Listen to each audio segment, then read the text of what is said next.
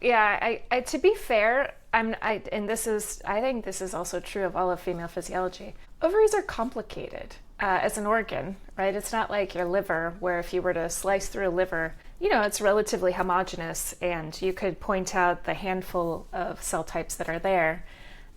Ovaries are, because of what they do, they're so dynamic and, I mean, beautifully complex. And they go through these like dramatic, huge remodeling, like on different time scales. So they go through a remodeling that happens on the time scale of like a cycle, so 26 to 30 days.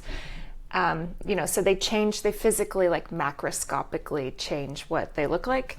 But then on a longer time scale, over a year, in fact, every cycle, there are about 1,000 immature follicles that are recruited to start growing. And at the end, the goal is to ovulate one of them, and the other 999 die through a process called atresia. So every cycle, you are losing about 1,000 follicles.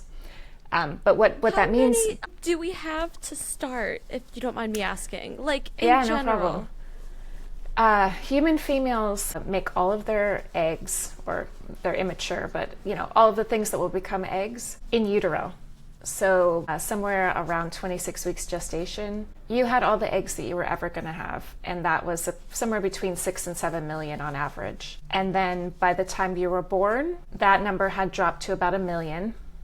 This is all on average. And then by the time you went through puberty, that number had dropped to somewhere between 300,000 and 400,000. And then every time you go through a cycle, you are losing about 1,000 eggs. And, and also over time, especially during adult life, the quality of those eggs goes down as well. So it's not just the absolute number, it's also the quality.